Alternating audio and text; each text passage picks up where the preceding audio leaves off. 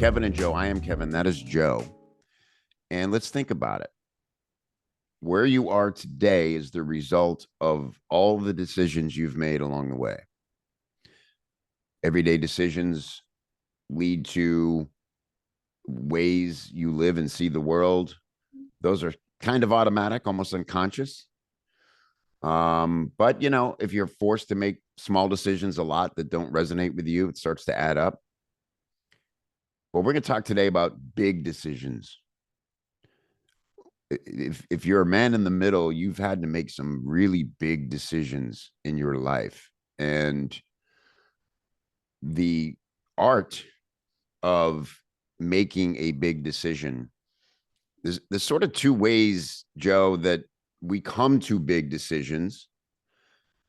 Either it's calculated because we want to make a change, and so we really have to internalize and think through how this is going to go down, particularly if it affects a lot of people. Say with my recent separation, I mean, that's the biggest decision I've ever made in my life.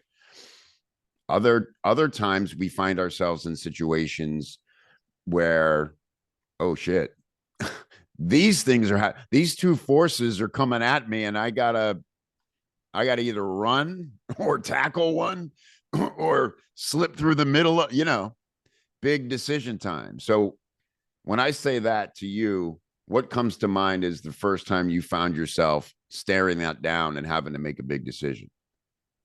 Oh, that's an easy one for me, buddy. Hmm. 2009. I tell everyone the most courageous decision I ever made in my entire life was the decision to get help for my alcoholism and drug addiction. Yeah. Admitting defeat, saying I can't do this anymore. I can't. Yeah. I can't go on like this, and I need help. So I'm curious because, I imagine you fight that because you want to feel, you don't want to give up. It's probably not fun anymore at that point, but it's what you know. I mean, are you fully aware that it's ruining your life and something's got to be done? Or is it half like, I hear what people are saying, but I'm having a good time and this is how I operate and I can handle it. And then it hits you? Like, what was the process for you? Was it gradual or immediate? It's a spiritual paradox Hmm. because in order to win, you have to surrender. Mm-hmm. And we're culturally and generationally taught never to give up. If you give Mm. up, you're a loser. Right. But in reality, you're saying, I'm giving up because this thing is way more powerful than me. Mm. And when I put this shit inside my body, I don't have any power over what I'm going to do next. Yeah, You that's right. know? Right. And so the biggest thing that, and to answer your question more directly, Kevin, I would say with any decision, it's always all of a sudden. Right. There's no decision in my life where it's been, yeah, I have worry and I have contemplation and I'm calculating, like you were saying, and all this stuff. But at the end of the day, it's all of a sudden when you make the decision. That's true. Yeah. And so my mom always taught me that whatever we do has our name on it. Mm. That's nice. And one of the things that I realized is that my decisions have my name on it and I need to take responsibility for it. So I was stuck at what we call the jumping off point, Yeah. and that's where you are the most lonely that you can ever be. And that is exactly like you said. I'm living this way. This is my normal. This is all I know. I can't imagine in the future my life ever being any different. Yeah. But I feel like I'm gonna die if I put another drink in my system. So that's why I said it's such another way. It's such a paradox that it's like Yeah. you're stuck in the middle between I can't imagine my life ever being different than what it is because it's all I know. And if I keep continuing this way, I know I'm just going to die and I have to stop. And so from that point, you're like totally stuck Yeah. and you just have to reach out and get help. But what strikes me about that is the idea of abuse. Alcohol abuse. Okay, you're abusing yourself. What you described, if someone were doing that to you, you'd be like, either, I have to kill this person or escape, or why isn't anybody helping me? Isn't there laws around this? I'm being tortured, but it's all you're doing.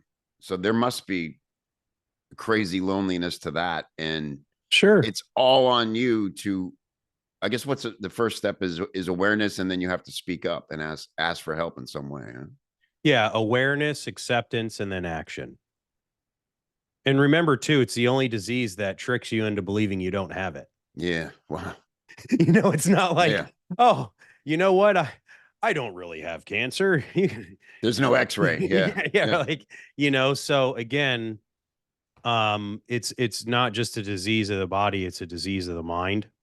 Yeah. And so that's why it's so important that you include the spiritual domain into getting that help, because again, it's going to take something way bigger than yourself to be able to Yeah. rip you out of the grips of what it is that you're facing. And again, that thing bigger than you is, and everyone says they have a hard time with, giving up or believing in some sort of higher power or some sort, but it's pretty clear there's a lot of higher powers everywhere. Including drugs and alcohol. Yeah. Well, Yeah. also too, from my personal experience, if you don't behave in society well, there's a power greater than you that's going to come and take you against your will and beat you into submission and take you over to, the jail and say, since you Yeah. don't know how to behave, Yeah. we're going to make sure we put you over here so you don't hurt anybody else. So there's a lot of those things out there in the world. It's just you have to fully I say I had to fully accept that, like, I'm not God and maybe I could be wrong about this. And I Hmm. put my hand up. So So, so that is, you were not actively having a relationship with God or a person of faith oh no, before then at all. No, no, I had the I idea. well, because you're a very intelligent person, so you must have pondered this and had conversations. Were you outwardly like agnostic? It reminds me of the line, and I just heard it recently when I watched the movie 1917, Mm, and the priest is praying with everybody about to go into the trenches. And he says, just remember, boys, uh, God is always found in foxholes.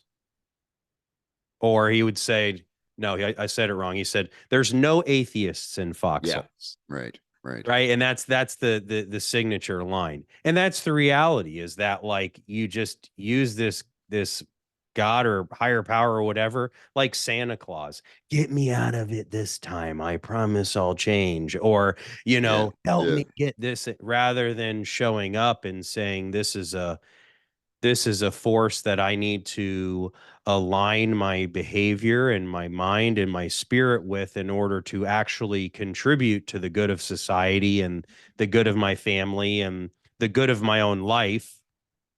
And so that was a decision, right? yeah, Choosing to say, okay, I'm good enough. Like you said, I'm good enough to accept that I'm my own worst enemy and that I'm probably wrong about a lot of things. yeah. That's a big moment. It's funny you made the joke, and you see it like in sitcoms and movies all the time. God, I know we haven't spoken in a while, but if you just do this for me, that's such an ironic thing because you're playing God with God. You're like, I know what needs to happen, and if you'll just make it happen, then I got your back, God. Yep. It's funny.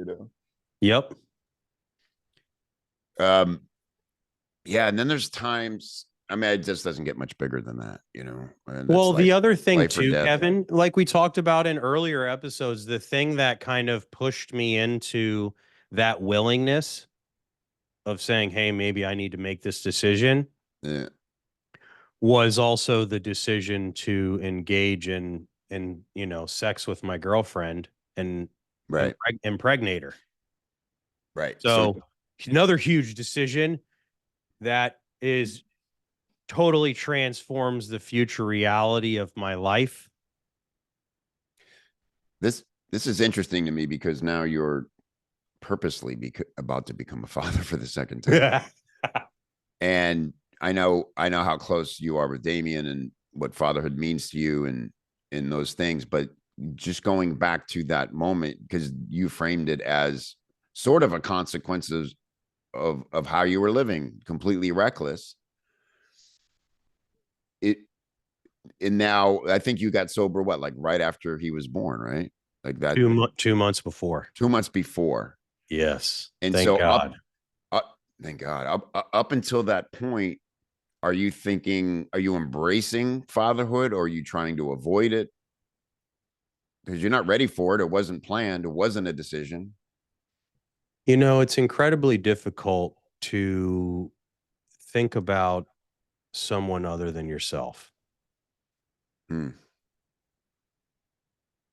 And I often wonder how much other people in life think about that because that's what I think about. This thing is getting in the way of my own self-absorption, whether I'm consciously thinking that or just unconsciously living life. But I Right. mean, again, bro, I was just regular low consciousness level, just regular freaking asleep Hmm. guy. Wow, it's hard to And it imagine. and it wasn't until yeah, right. That It that is. person is so foreign to me today. You know me pretty well. So I was like, Yeah, but that and I take that from you as a compliment. it And is. Yeah. because that is the power of what this work is. Yeah. That's the power of this shit that we're trying to do here.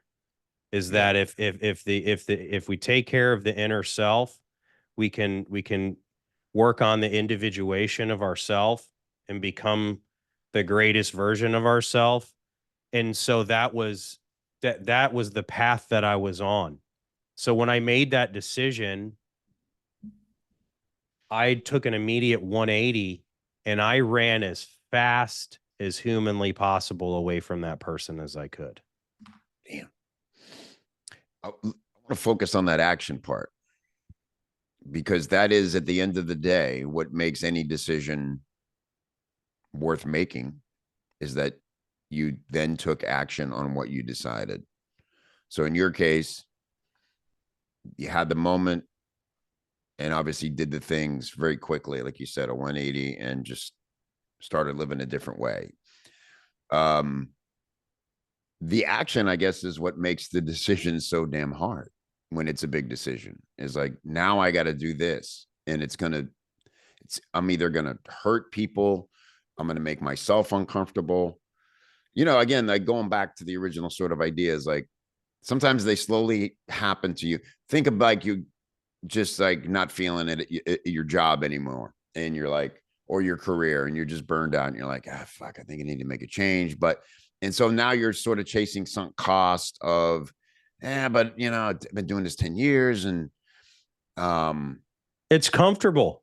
it's it's comfortable, but I think when the pain becomes greater than the comfort is when you're forced Correct. to really.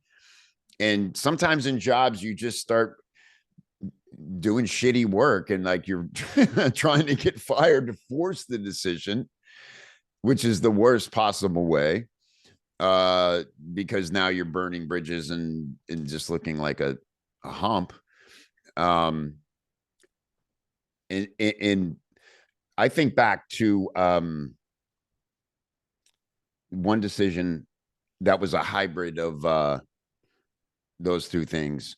I'm First of all, the big decision to quit stand-up comedy, which actually kind of didn't feel that hard to me. because of the circumstances in my life. The decision before that is to reach out to Michelle and try to actually make a go of our long running, long distance relationship. So that's working out great. So that makes deciding not to go back on the road and pursue stand up even better. I'm also very burned out with stand up. So that was really not a hard decision. What was hard was, the hell do I do? So I literally went to ABC bartending school. Remember, you used to hear that on the radio? Oh I yeah. fucking called the number and I went to the 6-week course or whatever, and learned to make gimlets and shit. I'm like, I people could still see you order. at one of those cool speakeasies or something with a fucking top hat and shit. Well, that's what I was Yeah, picturing, yeah. and I'm getting hired by these restaurants to pick up a shift, and they're serving port wines, and I can't pronounce any of the fucking bottles. And there's some goomba sitting there trying to impress his girlfriend.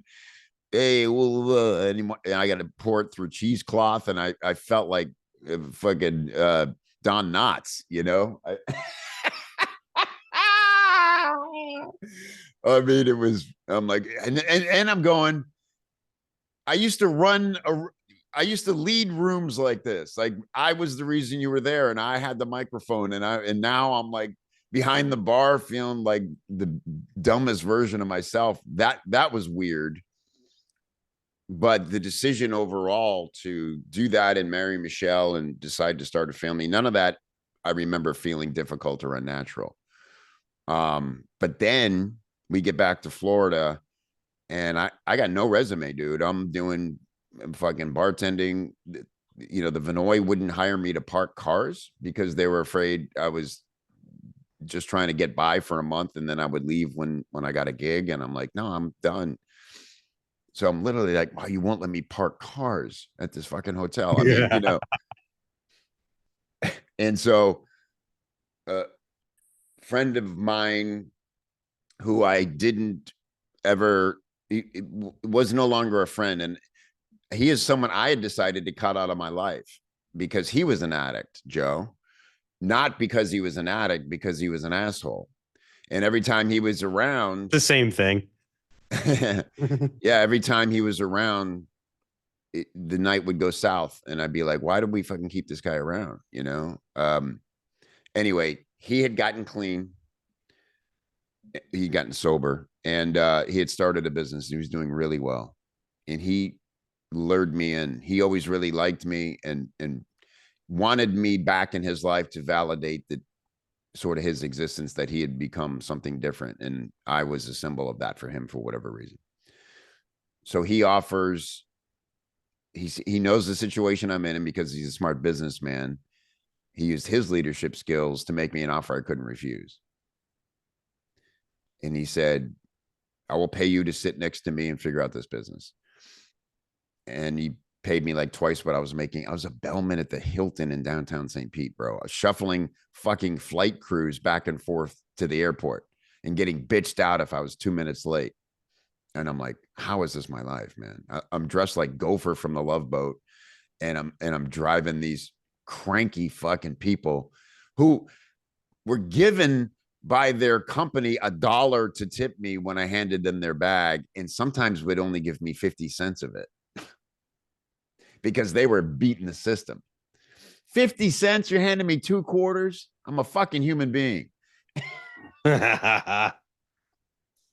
Anyway, and that was a turning point. The decision to take his deal, I remember, be incredibly difficult because the whole scenario, it was a phone room, dude. Have we talked about this on this show? I don't want to repeat myself. No, we haven't. This I'm is a excited phone to hear room, about it though. dude. The whole place looks like the bar from Star Wars. It's a cliche, but that's what it looked and felt The like. Like, the cantina. yeah, these aliens, and there's just smoke and weird substances everywhere that I'd done some living, but some shit I'd never seen. And it's just openly reckless, dude. And they're on the phone pitching shit. Uh, and I don't understand sales. I don't understand any of it, bro. And about 3 to 4 months later, um, he announced that he needed a break or he was going to have a heart attack. he wanted to go do stand-up again. He was going to drive to Seattle to go to the Seattle comedy competition. And he threw me the keys to his company. I can, in slow motion, see the keys coming towards me and me catching them. And he's like, "You're in charge. Carol knows everything. If you don't know what to do, ask her." He said, "If anybody asks for an advance on their pay, always say no. If you say yes one fucking time, it'll be bedlam." Okay. That was like his one piece of advice. And That's actually really good advice. really good advice. And he said, "And now you make $800 a week," or whatever it was. It was like, wow, at the time, like, oh my God. And by the way, my son is 4 months old or something at this time. And so, and dude, I stuck to that advice. And that was my first experience of now having to make smaller decisions to fortify sort of the big decision that was really thrust on me, which is, and sure enough, regularly they'd come into the office. "Hey man, blah, blah, blah, and give me the sob story and I need advance." And dude, me, like I love people. I keep loose change in my wallet just to give to people because it feels good. Like I just want to help anybody I can. It's my instinct. Um, and I had to look these people in the eye. Sometimes they're in tears, grown men in tears, and say, "Fuck, I can't do it, man. I cannot fucking do it. Oh, I won't tell anybody, dude. It'd be between us. I can't do it." And that was, like you said, that one little piece of instruction that I found the balls to follow and see how it manifested taught me so many things about how every little decision reverberates. It's like feeding a cat. It's like don't feed a cat, they'll come back. No, it's so cute. Look, it's just one time. Meow. Fucking things at your door at 4 a.m. Meow. You're like, shit, why didn't I listen? So it's everything is decisions. Like all the information we need is there. Do we decide to embrace it and see what happens if we actually trust our best instincts or sometimes go against our better instincts? I think that's the paradigm that makes it so challenging. Yeah, that's what I struggled with for a long time, realizing that the mind that you're using to make decisions for yourself is so broken that you can't even trust it because Oh every man. decision that you've made for yourself was the wrong one.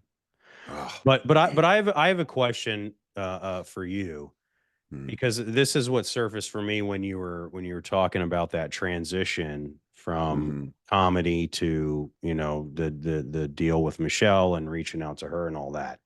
Yeah. So what was more powerful, the push of getting out of comedy or the pull of starting a life with Michelle? Wow. It's a really good question.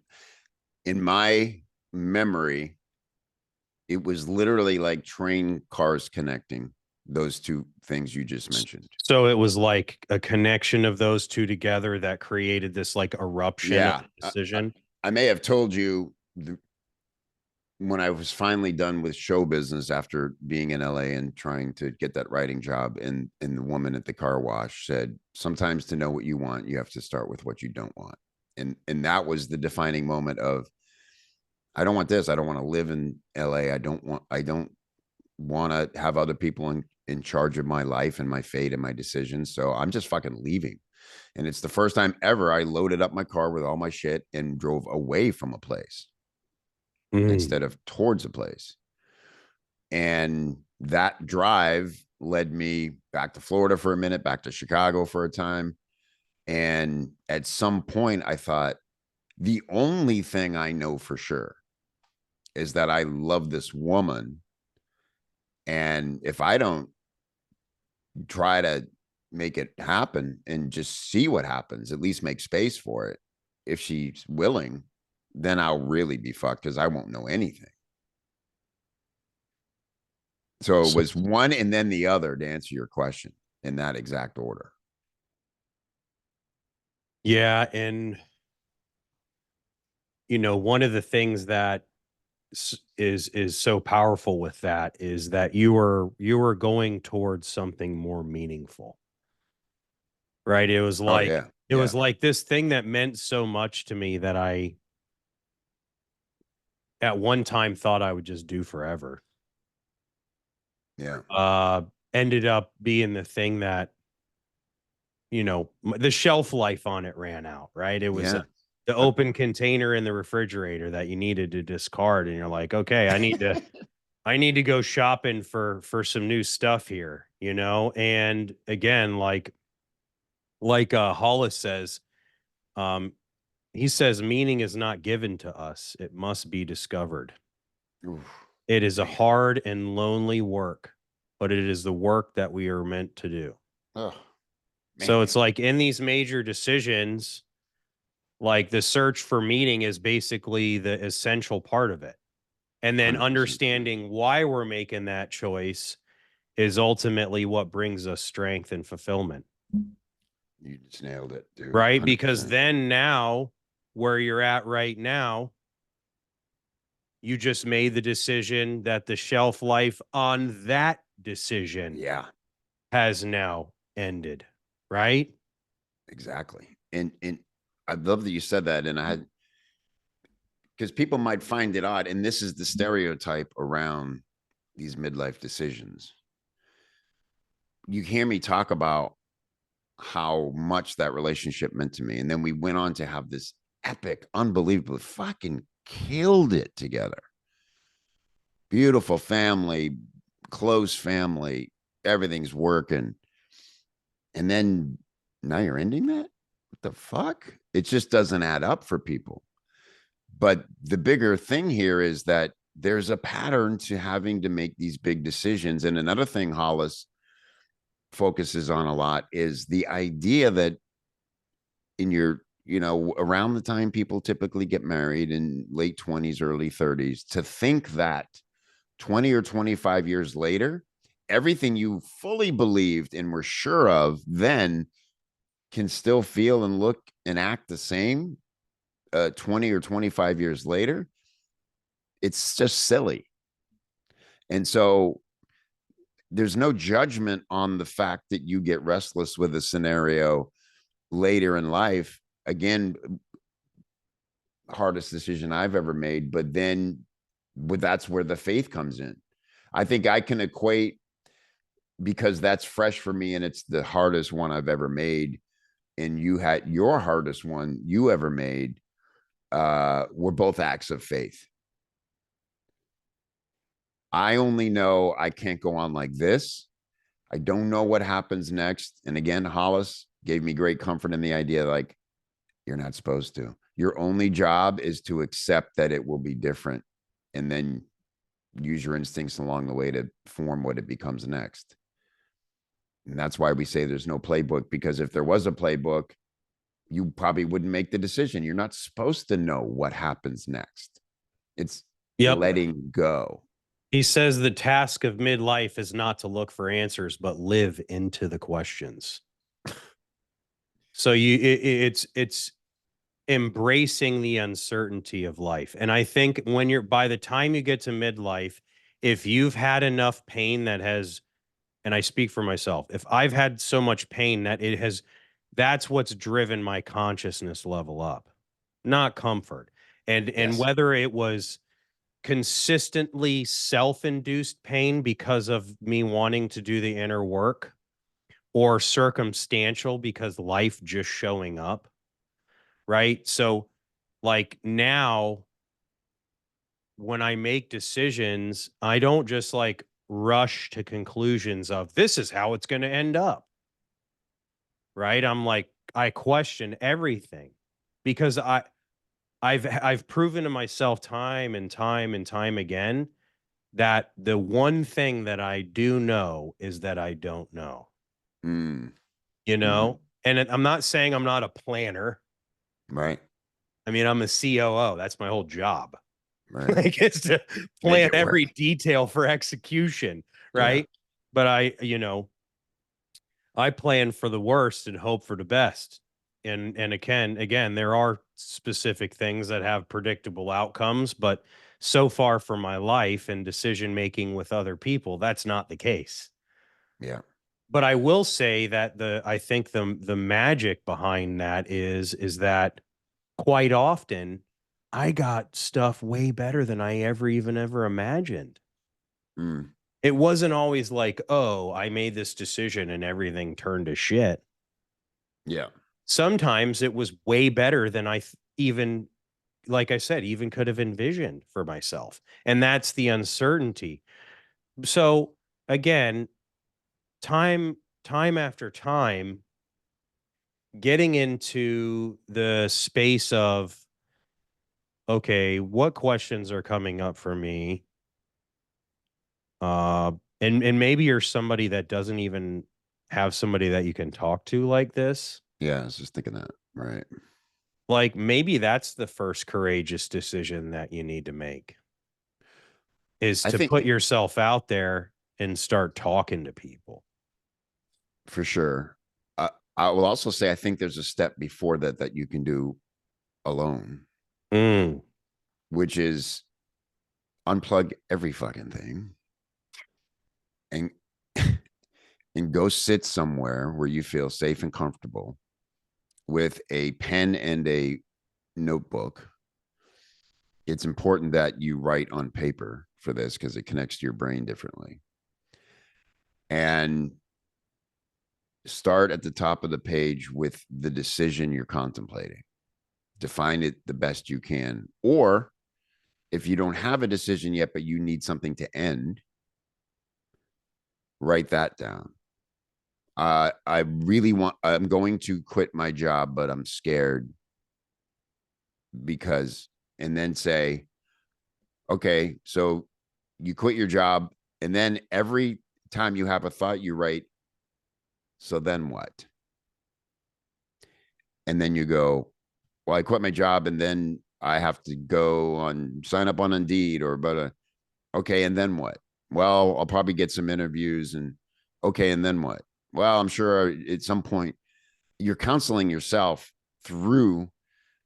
You just have to take a minute to get past the fear of the big gray bubble threatening you, the big gray cloud, and go, what is actually likely to happen if I follow this all the way down? And what typically you'll find is that what you feel at the end of it is relief. I'm not going to die.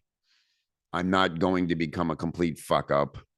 I'm not going to be, you know, homeless and destitute. I actually might find something really exciting on the other side of this. And now it's just not as scary. And I think if you do that, when you do, because you've done that and you have this now awareness in your own self about what it might look like, it'll be easier to choose who to talk to if you don't have a lot of choices. Because you'll see something in them that indicates they've come to similar crossroads in their lives and have been on the other side of it. And you'll know how to verbalize to them what you're struggling with. Because asking just anybody can also be dangerous if they are flippant about it or you catch them in the wrong moment, or that's a vulnerable thing to do. And if they kind of kick over your anthill and go, yeah, dude, everybody goes through that. I don't know. Let's have a shot. Well, fucking, you can worry about it tomorrow. You're like, yeah, well, am I being a pussy now, like overthinking this, or and so and this is again maybe the difference between me and you. I just really want to feel if I'm going to be vulnerable. I've learned think it through first and be vulnerable with the right people in the right moments, and then you can really get a lot from it. Yeah, and I think ultimately the biggest reason why you and I got together on this project, and I've been thinking about this more and more lately, is this is selfishly helping us. Oh yeah, big time. And so Carl Jung has a great quote. I love it. He says, the privilege of a lifetime is to become who you truly are. And I just know that you and I are having these conversations and want to have them with other people. So that way we can help ourselves pursue that and awaken others to the possibilities that they as well can pursue that, because that's the most meaningful thing we can do, especially in a society that is against us. Maybe not consciously, but it feels that way. Um, we have all these pressures to be a certain way, act a certain way, dress a certain way, be this specific way. And then we have all of these people in our lives that have no idea what it's like to be in the position that we're in. And then you have a bunch of other people that are like, well, you're the most privileged motherfuckers on the planet, so you should shut the fuck up Yeah. and you should be grateful for where you're at and you should stop being a little bitch. Yeah. First world problems. So for me, it's like when I'm thinking about these major decisions, again, things have drastically changed for me over the last 15 years. Now, all of my major decisions align with who I truly want to be and become, Yeah. Yeah. right? Whether it's a career shift, whether it's a personal change, whatever that is, the question that's always burning inside me is this leading me closer to who I really want to be in terms of my genuine identity? Hmm. And if I can't say yes to that, well, then I have to live with that. Every decision that I make doesn't always align with that because there's all these competing priorities Yeah. of the roles that I fill in Right. this world. Yeah. But the difference is today I have the awareness of knowing that because I've asked myself the questions whether or not it's that or not. So again, everything always just leads back to questioning the shit out of myself, right? And then again, it's like I'm still not going to be perfect, Yeah. like I'm Can I? still going to really fuck up a lot of shit. Yeah. But the difference, and so that's one of the reasons that like I realized in 2021, like why all this work is so important.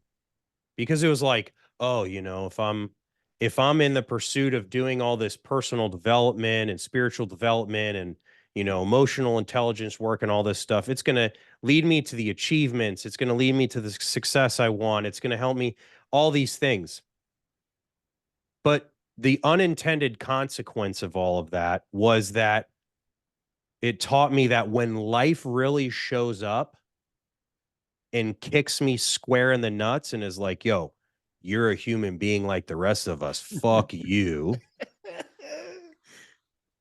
I was able to be the bison going into the storm, saying, I am fully capable of handling this, managing this, and expressing myself in my own humanity of dealing with life when it shows up. I didn't go curl up into a little ball. I didn't suppress my feelings of sadness and grief and anger and all these other things.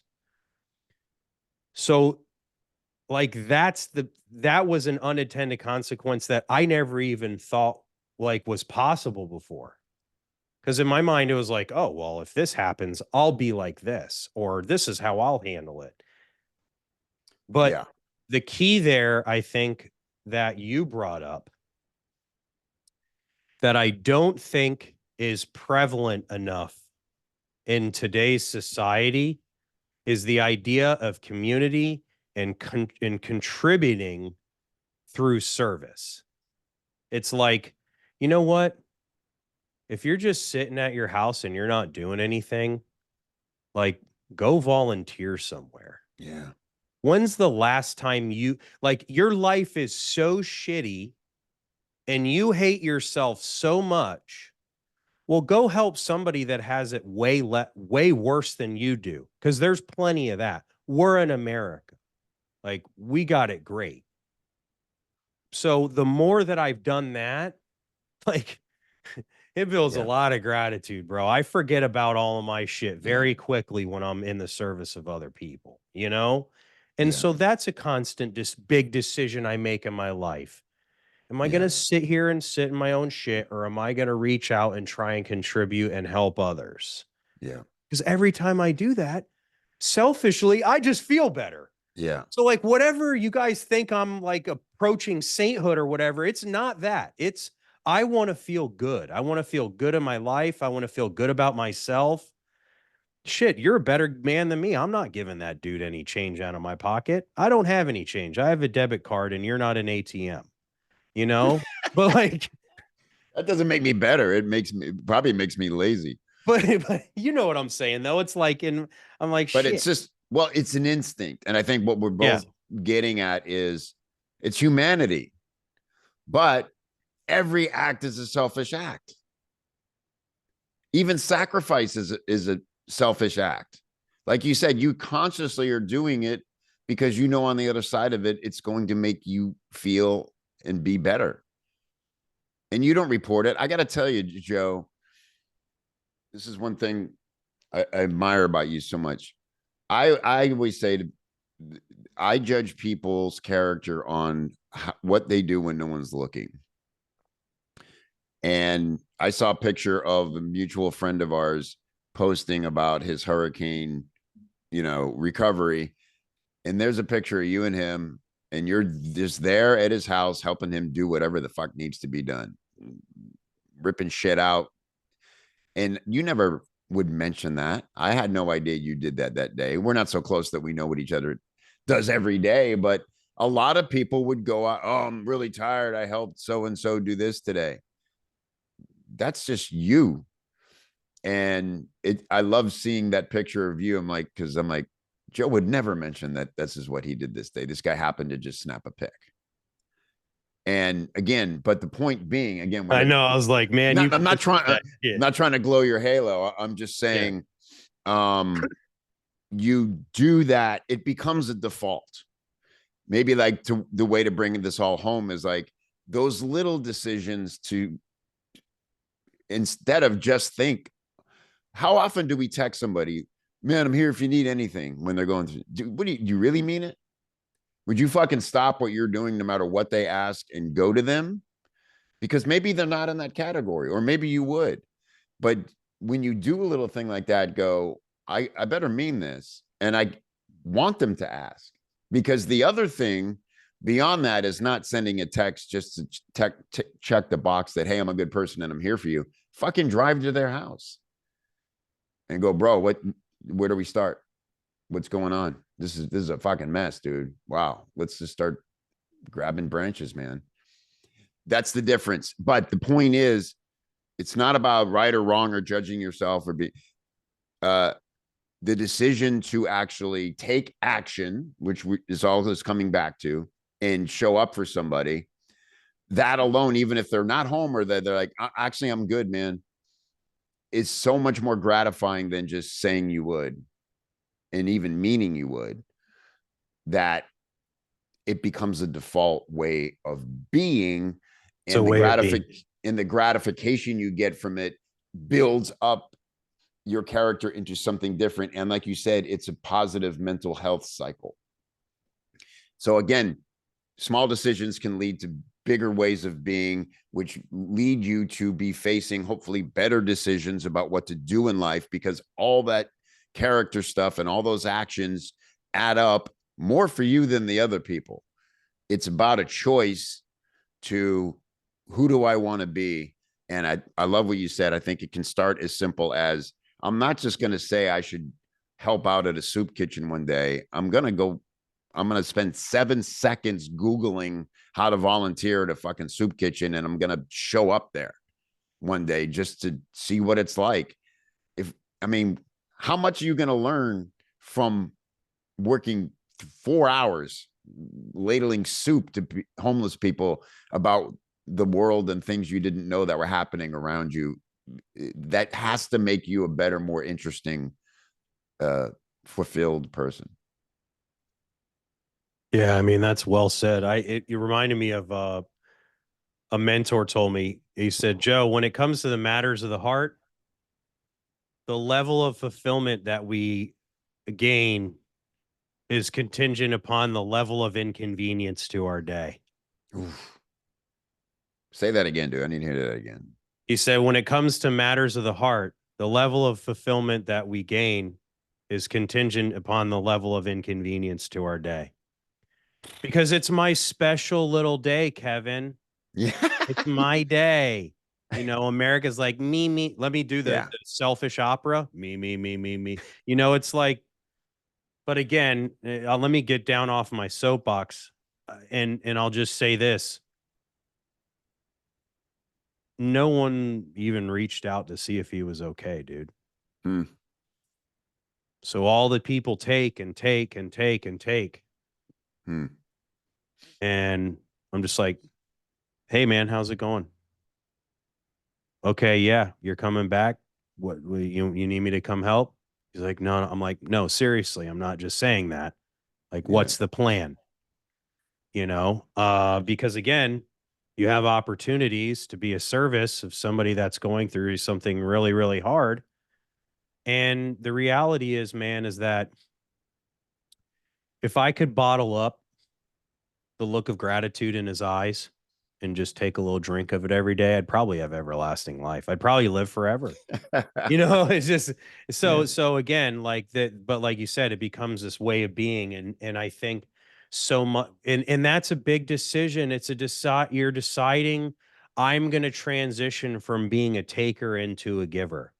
And when you do that, whether that's for your mother, you know, and you decide you know, we're getting into midlife, our parents are getting older. I'm Yeah. going to decide now that a part of my life is going to be able to take care of my dad when he was dying, like, and handle all of his shit. That's an added responsibility, right? You know, a lot of us are dealing with that stuff with our parents. Yeah. It's like, okay, there's that. There's you know, a lot of friends that maybe we haven't talked to.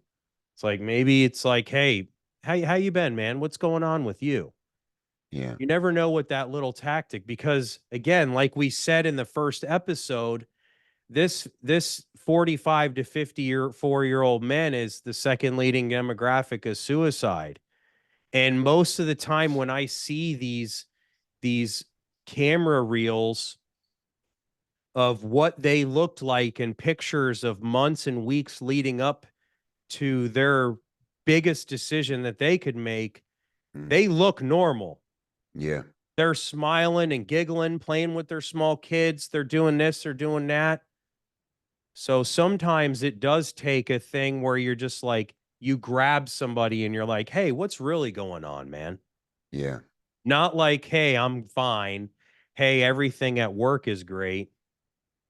That's why we started these conversations and wanted to bring everybody into the middle of it. So, Kevin, why don't you take us out, man? Tell everybody where they can find us. Tell them too a little bit about the newsletter that you're Yeah. freaking pounding at people for that one. They want to read it. They don't want to maybe watch or listen to us. They want to read what's going on. Yeah. So we take the ideas and the themes from these episodes and we write about them in fresh words. By the way, this isn't just like transcript regurge. It's another way to get a little more flavor on these conversations we're having here. That is Substack, Man in the Middle. Substack is a newsletter service, so you can search, Man in the Middle newsletter. Obviously, if you get value from this, we number one would love for you to share the show with anybody you think would find value in it and benefit from these discussions. Please subscribe, and if you would, leave a review. It's going to be a couple clicks of a pain in the ass to figure out how Apple wants you to get in there and do it, but it means the world to us because we know they don't make it as easy as they could. But if you could, leave a review and a few words about why you find value in the show, that's going to help us reach more men out there. And that, as Joe said, is our only purpose here. We get a lot from this selfishly, but the greatest gratitude we could get from it is hearing from you that something we said or something you heard just made your journey a little bit easier. So we'd also love to hear from you if you want to write privately at info@maninthemiddleshow.com. We'll read everything you send us. We want you in this discussion with us. This isn't just about Joe and I. We want to find out what's really happening with you and on your mind, and that'll only make the show more poignant and relevant. So thank you. Awesome. Good stuff, guys. Hey, remember, Kevin dropped some practical tips as well on putting some things down on paper for these big decisions, almost like an inventory style. Go back, listen to that, get into it. There's something special about subconsciously writing things down and that connection with the brain. As always, thanks for joining us, and we'll see you guys soon. Take care.